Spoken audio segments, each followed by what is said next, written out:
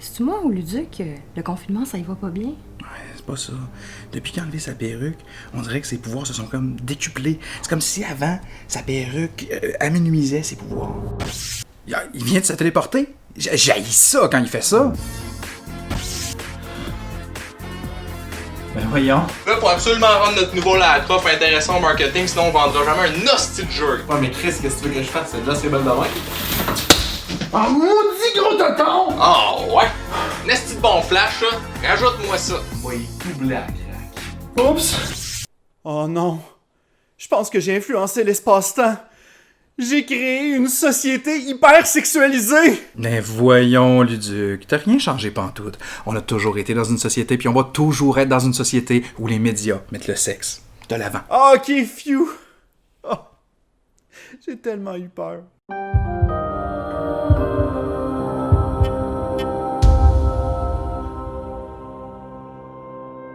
Si vous étiez fan de jeux d'action dans les années 90, vous avez sûrement connu des classiques de la PlayStation 1 tels que Metal Gear Solid, Final Fantasy VII ainsi que Twisted Metal. Mais aujourd'hui, on va s'attarder sur la franchise Tomb Raider ainsi que sur l'archéologue Lara Croft, car son histoire est assez intéressante. Et l'allure sexy qu'amenait l'héroïne a créé l'une des légendes urbaines les plus populaires dans le domaine du jeu vidéo. Commençons par la base. Lara Croft fut créée en 1996 par nul autre que Toby Gard, l'un des créateurs du jeu. Mais lors de la création du personnage, Toby aurait accidentellement gonflé la poitrine de Lara de 150%. Ouais, c'est ça, accidentellement. Mais en montrant le rendu à ses collègues de travail, ils ont tellement aimé ça qu'ils ont quand même décidé de le mettre dans le jeu. D'ailleurs, cette histoire de mensuration a aussi atteint les actrices qui devaient interpréter le personnage au cinéma. Par exemple, pour Angelina Jolie, on lui a demandé de porter de la bourrure alors que l'actrice portait du 36C. Ce à quoi l'actrice a répondu: Ben voyons, ils sont déjà assez gros comme ça? Et à l'inverse, les fans ont critiqué l'actrice Alicia Vikander d'avoir des seins beaucoup trop petits pour incarner le personnage. Hey, juste pour confirmer, il y a bien autre chose que juste des seins dans le jeu, me semble. Hein? D'ailleurs, petite parenthèse, il n'y a pas que le personnage de Lara Croft qui s'est fait modifier le bustier. Pendant la conception de bande dessinée mettant en vedette l'héroïne Power Girl, l'illustrateur Wally Wood était persuadé que personne ne se souciait de son travail. Afin de prouver ses dires, l'illustrateur décida de gonfler la poitrine de l'héroïne au fur et à mesure que ses aventures avançaient. Cela a pris 7 ou 8 tomes avant que ses collègues s'en rendent compte. Un peu plus, puis même Power Girl s'en mêlait en disant: Mais arrête, je vois même plus mes pieds à cause de ton insécurité!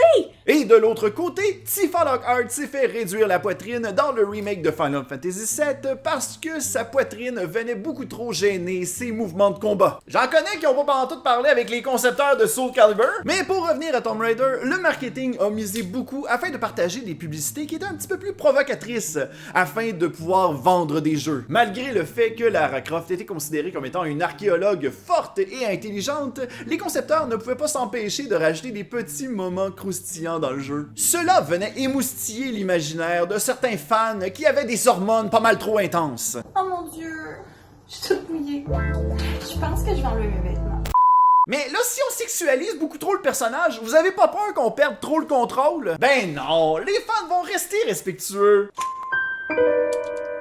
Mais après la sortie du premier jeu, certains commencèrent à spéculer qu'il y avait peut-être quelque part un code afin de rendre Lara Croft toute nue. Core Design a donc profité de cette vague qui avait été créée par la rumeur afin de publier un code qui allait rendre Lara Croft totalement nue dans Tomb Raider 2. Les fans se sont garrochés sur le code, mais en l'entrant dans leur partie, ça donnait pas du tout le résultat escompté.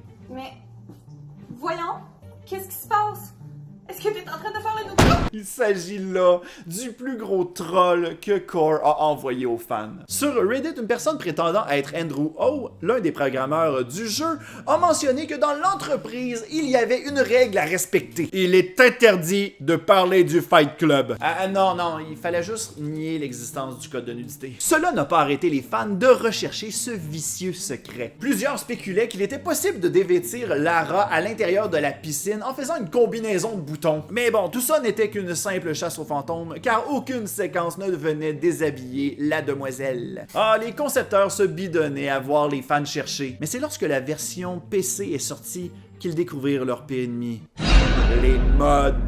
Oh non! Quelqu'un a créé une patch afin de pouvoir rendre Lara Croft totalement nue. Faut absolument fermer ce site-là. Oh non, en fermant ce site-là, il y en a 10 autres qui se sont créés. Ça se multiplie comme des lapins, cette affaire-là! Mesdames et messieurs, l'arroseur arrosé. Lors d'une entrevue avec GameSlice, Toby Gard a mentionné qu'il était très triste de voir les fans dénuder sa création avec beaucoup d'entrain. Attends, c'est-tu vraiment le gars qui a grossi accidentellement la poitrine qui a dit ça? Donc, trop aguiché, les fans a créé une sorte de légende urbaine autour de Lara Croft. Mais la vraie question, est-ce que cette légende urbaine est vraie? Lors d'une entrevue avec Game Trailer, Philip Campbell, l'un des membres d'équipe qui a travaillé pour les premiers jeux de Tomb Raider, a mentionné qu'il n'y avait aucun code de nudité. Et encore là, il n'y avait aucune loi afin de nier l'existence d'un tel code. Eidos et Core ont tenté de protéger la vision qu'avaient les fans sur le personnage de Lara Croft.